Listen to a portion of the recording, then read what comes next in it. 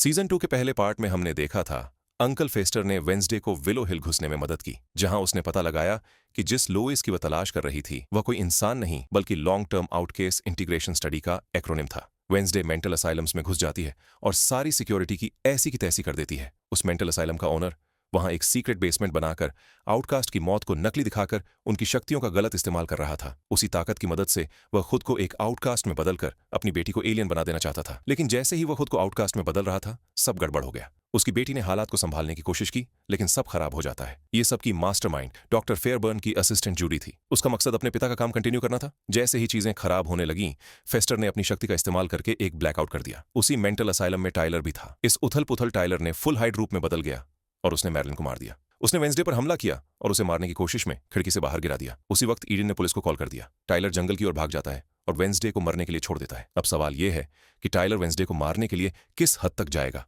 और क्या वो अपने मकसद में कामयाब हो पाएगा या नहीं, ये जानने के लिए चलिए अगला पार्ट शुरू करते हैं। सीजन 2 के पार्ट 2 की शुरुआत वेंसडे से होती है, जो कोमा में थी और उसकी मॉम हॉस्पिटल में उसके पास बैठी उसे कहानी सुना रही थी। वेंसडे के पिता मॉम के पास आकर पूछते हैं कि वेंसडे अब कैसी है, तो मॉम बताती हैं कि इस कहानी को सुनकर ये कोमा से जल्दी वापस आ जाएगी, और होता भी ऐसा ही है। उन दोनों के जाने के बाद वेंसडे कोमा से जाग जाती है, लेकिन जैसे ही वह जागती है उसका सामना एक नर्स की यूनिफॉर्म में प्रिंसिपल वीन्स से होता है, जो पहले ही मर चुकी थी। वेंसडे उसे देखकर तुरंत उठकर वहां से जाने लगती है, लेकिन जैसे ही वह जादुई दरवाजे से निकलती है तो किसी और दुनिया में पहुंच जाती है।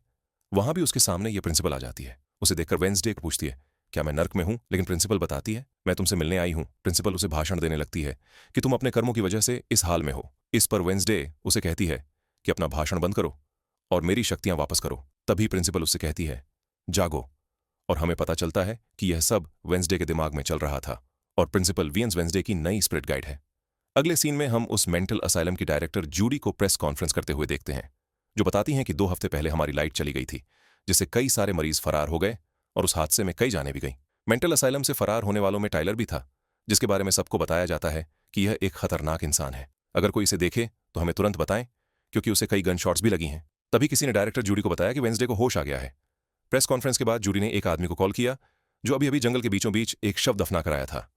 ऐसा लगता है कि उसने इस आदमी को एस्केप पेशेंट्स को खत्म करने का काम सौंपा है, जो LOIS एक्सपेरिमेंट का हिस्सा थे, और अब केवल एक बचा है। पेशेंट 1938 डायरेक्टर वेंसडे से मिलने हॉस्पिटल जाती है। वेंसडे उसे धमकाते हुए कहती है, तुम्हारी बेसमेंट में जो कुछ हो रहा है उसके बारे में जल्द ही सबको पता चल जाएगा। डायरेक्टर को कोई फिक्र नहीं होती, बल्कि वह वेंसडे से कहती है, मैंने अपने सारे राज वहां दफन किए हैं जहां कोई नहीं पहुंच सकता। वेंसडे पूछती है, पेशेंट 1938 कौन है और वो तुम्हारे लिए इतना खास क्यों है? ये सुनकर डायरेक्टर का रंग उड़ जाता है। वेंसडे कहती है, अब मान लो तुम्हारे सारे राज दफन है। वेंसडे हॉस्पिटल रूम से निकलती है तो एक नर्स आकर उसे कुछ फूल देती है, जिनके साथ एक नोट पर लिखा होता है, आज रात तुम्हारी और इनिट की मौत होने वाली है। वेंसडे उससे पूछती है, ये तुम्हें किसने दिया? तो वो टाइलर की तरफ इशारा करती है। वेंसडे उसकी तरफ भागती है, लेकिन टाइलर कहीं छुप जाता है, जिसकी वजह से वेंसडे उसे ढूंढ नहीं पाती। जब वेंसडे अपने डोम में नेवरमोर लौटती है तो वह हैरान हो जाती है कि इनिट, थिंग और वीन्स उसका इंतजार कर रहे हैं। हालांकि सिर्फ वेंसडे ही वीन्स को देख सकती है पाए। इनिट उसे टाइलर के भागने के बारे में बताती है।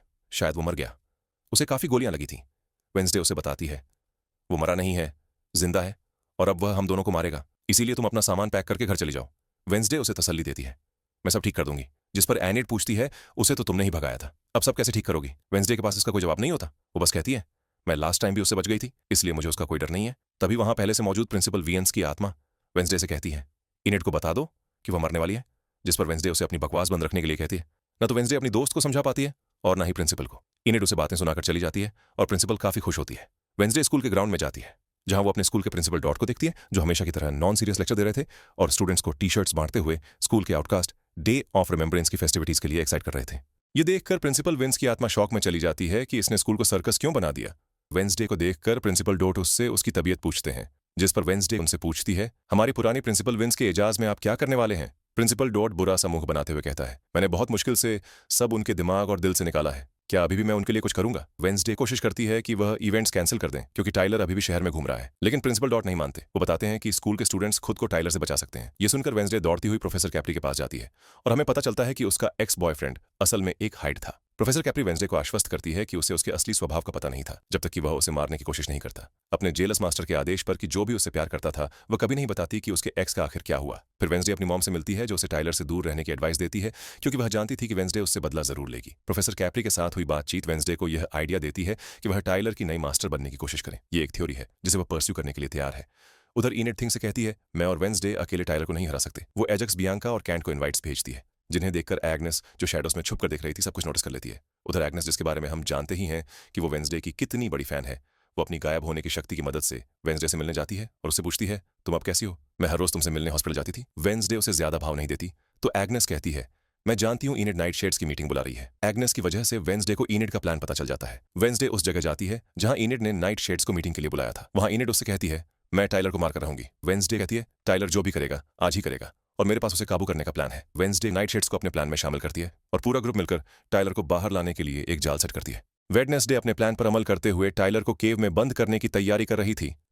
तभी प्रिंसिपल वीन्स की आत्मा उसे समझाती है, यह कोई प्लान नहीं है, तुम्हें उसे कंट्रोल करने की बजाय मार देना चाहिए, लेकिन तुम उसे कंट्रोल भी नहीं कर सकती क्योंकि तुम उसे पसंद करती हो। ये सुनकर वेडनेसडे को गुस्सा आ जाता है और वह कहती है, मुझे टाइलर से नफरत है। प्रिंसिपल कहती है, नफरत भी एक फीलिंग है और टाइलर को काबू करने के लिए तुम्हें अपनी सारी फीलिंग्स पर काबू पाना पड़ेगा। दूसरी तरफ पग्सली, जो वेडनेसडे का भाई है, इस बात से परेशान है कि स्लर्प अकेला बाहर है क्योंकि वह असाइलम से फरार हो गया था। वह चिंतित है कि अगर कोई स्लर्प को पकड़ ले तो उसकी जिंदगी खतरे में पड़ जाएगी। अपने बेटे को परेशान देखकर गोमेस अपने बेटे की मदद करने का प्रस्ताव देता है कि वह स्लर्प को ढूंढने में उसकी मदद करे। पिलग्रिम वर्ल्ड में आउटकास्ट डे ऑफ रिमेंबरेंस के इवेंट के दौरान पग्सली स्लर्प को ढूंढ लेता है। अब स्लर्प लगभग इंसान जैसा दिख रहा था और बोल भी सकता था क्योंकि उसने जो ब्रेन्स खाए थे उनसे उसकी जिंदगी लौट आई थी। जैसे ही पुलिस उनके चारों तरफ घेराबंदी कर देती है, स्लर्प पग्सली से मदद मांगता है ताकि वह भाग सके और उसे दूसरी जिंदगी का मौका देने के लिए धन्यवाद देता है। टाइलर उस जगह पहुंचता है जहां वेडनेसडे और इनिड नाइटशेड्स के साथ टाइलर का इंतजार कर रही थी। वह किसी तरह इनिड तक पहुंच जाता है जो अकेली थी और उसे देखकर भागने लगती है।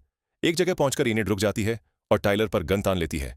तभी वहां छुपे सभी लोग बाहर निकल आते हैं और उसे घेर लेते हैं। टाइलर को काफी गुस्सा आता है जिससे उसका रूप बदलने लगता है और देखते ही देखते वह एक हाइड बन जाता है। वेडनेसडे उस पर अटैक करने जाती है तो वह उसे धक्का देकर दूर गिरा देता है। फिर वह इनिड पर अटैक करने लगता है तो वेडनेसडे उसे रोकने की कोशिश करती है। वेडनेसडे टाइलर से कहती है, मैं जानती हूं तुम यहां मेरे लिए आए हो, मैं तुमसे प्यार करती थी, लेकिन हम दोनों जानते हैं हम कभी एक नहीं हो सकते थे, इसलिए आज से मैं तुम्हारी मास्टर हूं। जैसे ही ऐसा लगता है कि वेडनेसडे टाइलर की नई मास्टर बनने में सफल हो जाएगी, उसी समय एक और हाइड आता है और टाइलर को पटक देता है। वहां वेडनेसडे की मॉम आती है जो हाइड को किसी और नाम से पुकारती है। मैंने तुम्हें मना भी किया था। यह सुनकर हाइड अचानक शांत हो जाता है और वहां से चला जाता है, जिस पर वेडनेसडे काफी हैरान होती है। पता चलता है कि यह हाइड टाइलर की मां फ्रैंकोवास थी, जिसे हम जान चुके हैं कि पेशेंट 1938 भी वहीं थी। दूसरी तरफ पर्सली स्लर्प को पकड़ डाली है जाने से बचाने में कामयाब होता है, लेकिन इससे पहले गोमेस भीड़ में स्लर्प को देख लेता है। गोमेस मोर्टिशिया के पास आता है और उसे बताता है कि आइजक नाइट जिंदा है, जो यह इशारा करता है कि आइजक का मोर्टिशिया और गोमेस के साथ कुछ पुराना संबंध है। दूसरी तरफ सीन शिफ्ट होकर इनिड की तरफ जाता है, जो फुल मून न होने के बावजूद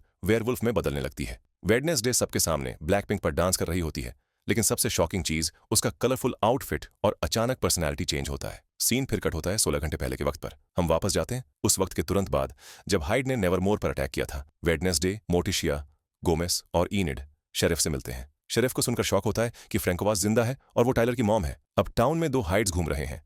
वेडनेसडे जब प्रिंसिपल के ऑफिस से बाहर निकल रही थी, प्रोफेसर ऑनरलफ उन्हें रोकते हैं। वेडनेसडे उनसे फ्रैंकोवास के बारे में पूछती है। प्रोफेसर ऑनरलफ बताते हैं कि फ्रैंकोवास का एक भाई था जिसका नाम आइजक था और उनके हिसाब से आइजक डा विंची और अगस्टस के सबसे ब्रिलियंट मेंटीज में से एक था। आइजक ने प्रोफेसर ऑनरलफ को जिंदा रहने में मदद की थी। प्रोफेसर बताते हैं कि आइजक को लोगों की परवाह कभी नहीं थी, बस साइंस में दिलचस्पी थी। दुर्भाग्य से आइजक लैब एक्सप्लोजन में मर गया, लेकिन उसकी बॉडी कभी नहीं मिली। वेडनेसडे प्रोफेसर से बात करके स्लर्प के बारे में सोचती है और तुरंत पग्सली के पास जाती है और उसके ज़ॉम्बी पेट के बारे में सब जानने की कोशिश करती है। पग्सली कहता है कि स्लर्प हमेशा के लिए जा चुका है, लेकिन इस बारे में डैड को मत बताना। वेडनेसडे उसे बताती है कि उसका नाम आइजक है। उसका भाई उसे समझाता है कि स्लर्प को बस एक मौका चाहिए था, अब उसे शांति से जीने दो। वेडनेसडे उसे काफी बातें सुना देती है, जिस पर वह अपनी जेब से एक पिक्चर निकालता है जो स्लर्प की जेब से गिरी थी। वो वेडनेसडे को फ्रैंकोवास की पिक्चर दिखाता है जो आइजक ने गलती से गिरा दी थी। वेडनेसडे एग्नेस को आदेश देती है कि वह आइजक के बारे में जांच करे। इसी बीच टाइलर एक बिस्तर से बंधा हुआ उठता है। उसकी मां बताती है कि उसे इस तरह रखना जरूरी है। टाइलर शुरुआत में विरोध करता है, लेकिन आखिरकार मान जाता है। हालांकि जैसे ही वह मुड़ती है, उसके मुंह से खांसने से खून निकलता है। स्कूल में इनिड ब्रूनो से झूठ बोलती है कि पिछली रात क्या हुआ था। वह नोट करती है कि हाल ही में ब्रूनो को उसकी मां से कई कॉल्स आ रही हैं। हालांकि वह अपने परिवार की परेशानियों के बारे में बात करने से मना कर देता है। कैप्री बीच में आती है और इनिड से निजी तौर पर बात करना चाहती है। वह चिंता जताती है और इनिड से कहती है, मैंने देखा कल तुम वुल्फ में बदल गई थी। इनिड ये सुनकर डर जाती है कि अब सबको इसके बारे में पता चल जाएगा, लेकिन कैप्री उसे तसल्ली देती है कि हम कोई रास्ता निकाल लेंगे। इनिड, जो अब एक अल्फा बन चुकी थी, सोचती है कि अल्फा पूरी जिंदगी अकेले रहते हैं, लेकिन टीचर उसे समझाती है कि ऐसा कुछ नहीं है। इस दौरान वेडनेसडे अपनी ग्रैंड मॉम के पास जाती है और उनसे अपनी साइकिक एबिलिटीज वापस पाने में हेल्प मांगती है। हेस्टर उसे नेवरमोर की लेजेंडरी रेवन रोसलिन रोटवुड के बारे में बताती है। रोसलिन उसी कॉटेज में रहती थी जहां एडम्स परिवार नेवरमोर में रह रहा है। हेस्टर वेडनेसडे को सावधान रहने की वार्निंग देती है। वेडनेसडे कर्फ्यू इग्नोर कर देती है और सेमेट्री जाती है रोसलिन का ग्रेव चेक करने। इनिड उसे रोकने की कोशिश करती है क्योंकि वो नहीं चाहती कि पूरा डोम पनिश हो और गाला मिस हो जाए। वेडनेसडे नहीं सुनती। वेडनेसडे कब्रिस्तान जाकर अपनी नानी की बताई हुई ग्रेव पर लिखा स्पेल पढ़ती है और रोजलिन से मिलती है। रोजलिन वार्न करती है कि वेडनेसडे की एरोगेंस उसकी अनडरिंग होगी। वेडनेसडे टेम्परेरी साइट मांगती है, कहती है कि मुझे आपकी हेल्प चाहिए स्लर्प और उसकी बहन को ढूंढने के लिए। वेडनेसडे आत्मा की बातें मानकर अपना हाथ एक कैंडल पर रखती है। आत्मा उसे कहती है कि हाथ पीछे मत हटाना, वरना इसकी कीमत तुम चुकाओगी। इनिड जल्दी से वेडनेसडे को ढूंढने जाती है और उसे वापस खींचती है, लेकिन तब तक वेडनेसडे इंस्क्रिप्शन डिसाइड कर चुकी होती है। नेचुरली विजन इंटरप्ट हो जाता है। इनिड घबराने लगती है, लेकिन वेडनेसडे शांत रहती है। वो इनिड से कहती है कि थोड़ी चुप्पी बनाए रखो, लेकिन यह करना आसान नहीं होता। दोनों बाहर जाती हैं। इनिड, जो कि वेडनेसडे की बॉडी में है, रंगों वाली कॉफी पीती है, तो एग्नेस कहती है कि तुम्हें रंगों से एलर्जी है, लेकिन इनिड उसकी बात को नजरअंदाज कर देती है। एग्नेस उसके व्यवहार पर काफी हैरान होती है, इसलिए वह दोबारा उससे बात करने की गलती नहीं करती। लेकिन एग्नेस की बात न मानने की वजह से उसे असल में एलर्जी हो जाती है। इनिड को एहसास होता है कि वेडनेसडे को सच में रंगों से एलर्जिक है। मोर्टिशिया उसे रेमेडी देने में मदद करने की पेशकश करती है और कुछ अजीब महसूस करती है। उधर इनिड के शरीर में मौजूद वेडनेसडे एक बार फिर कब्रिस्तान जाती है, जहां वह फिर से मंत्र पढ़ने लगती है, लेकिन एक्स प्रिंसिपल की आत्मा उसे कहती है तुम एक बार फिर गलती दोहरा रही हो। वेडनेसडे परेशान होकर पूछती है क्या पहले कभी ऐसा हुआ है, तो आत्मा उसे बताती है कि 2 रेवंस पहले ऐसा कर चुके हैं और उनकी 24 घंटों में मौत हो गई थी। इसलिए आत्मा कहती है तुम भी अब अपनी और इनिड की मौत के लिए तैयार हो जाओ। उधर जूडी के घर पर आइजक उसे मार देता है और धीरे धीरे अपना ह्यूमन रूप वापस पाता है। फिर वह गैल्पिन के पुराने घर लौटता है और बेसमेंट में एक सीक्रेट एंट्रेंस ढूंढता है। वहां वह फ्रैंकोवास और टाइलर से फिर से मिलता है। टाइलर की मां खुद पर हुए एक्सपेरिमेंट की वजह से काफी बीमार हो रही थी, जिसे देखकर स्लर्प कहता है मैंने डायरेक्टर को मार दिया है और अब मैं उसकी मशीन से तुम्हें ठीक करके बचा लूंगा, लेकिन इससे पहले उसे नेवरमोर जाना होगा। टाइलर इस प्लान को लेकर खुश नहीं है, लेकिन अपनी मां को बचाने के लिए वह इसके साथ चला जाता है। जैसे जैसे दिन बीतता है, वेडनेसडे और इनिड अजीब व्यवहार करती रहती है। कैप्री म्यूजिक रूम में इनिड को पाती है और फिर से अल्फा वाले मुद्दे पर बात करती है। वेडनेसडे को सुनकर शॉक होता है कि उसकी बेस्टी ने इतना बड़ा सीक्रेट छुपा रखा था। बाहर जाते समय वेडनेसडे रोजलिन का पोर्ट्रेट देखती है और उसे याद आता है कि उसकी नानी ने क्या बताया था। वह कॉटेज जाती है और सियांस रूम में रोजलिन की चीजों को देखती है। उसे मोर्टिशिया की किताबें मिलती हैं और वह सोचती है कि उसकी मां कब से लिख रही थी। रोजलिन की गोस्ट सामने आती है और चेतावनी देती है कि अगर वह जिंदा रहना चाहती है तो उसे इनिड की लाइफ का सबसे बड़ा सीक्रेट डॉन तक पता लगाना होगा। मोर्टिशिया हैरान होती है कि इनिड वहां घूम रही है, लेकिन मान लेती है कि वेडनेसडे ने उसे भेजा है। डॉन में थिंग इनिड को बताता है कि वह एक सपोर्ट ग्रुप में जा रहा है। हमेशा की तरह इनिड सपोर्टिव रहती है। वह वेडनेसडे के नॉवल को पढ़ने का फैसला करती है, लेकिन हर्ट और डिसअपॉइंटेड होती है कि वेडनेसडे ने उसे किताब में कैसा डिस्क्राइब किया है। हर्ट होकर वह वेडनेसडे से रिवेंज लेने के लिए रंगीन आउटफिट पहनकर पूरे स्कूल के सामने डांस करती है। एलर्जिक रिएक्शन की वजह से वह बेहोश हो जाती है। दूसरी जगह वेडनेसडे ब्रूनो को उसकी गर्लफ्रेंड से बात करते सुनती है।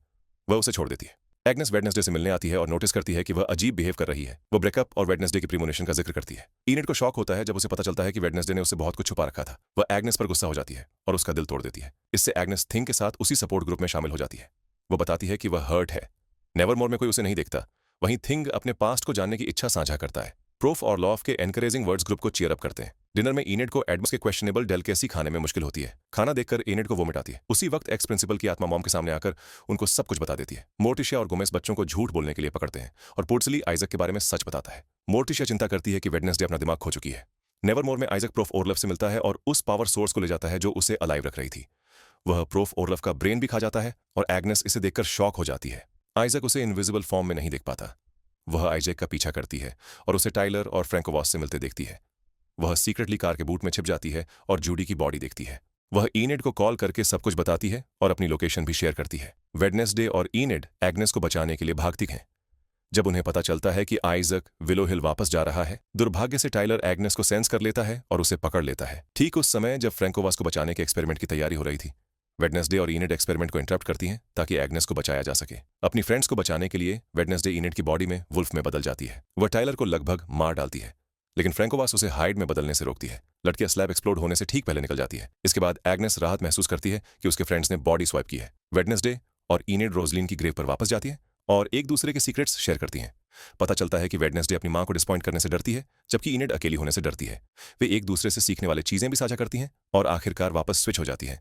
वेन्स सामने आती हैं और वेडनेसडे को वार्न करती हैं कि प्रीमोनिशन बदल गई है। वह बताती हैं कि वेडनेसडे की एक्शंस ने एक एडम्स की लाइफ को डेंजर में डाल दिया है। लेकिन सवाल यह है कौन सा एडम्स मरने वाला है। और इसी के साथ वेडनेसडे सीजन 2 का एपिसोड 6 यहीं खत्म होता है। वेडनेसडे सीजन 2 के रिमेनिंग एपिसोड्स बहुत जल्द हमारे चैनल पर अपलोड किए जाएंगे। अगर आपको कहानी पसंद आई हो तो वीडियो लाइक करें और विस्तार सिनेमा चैनल सब्सक्राइब करें।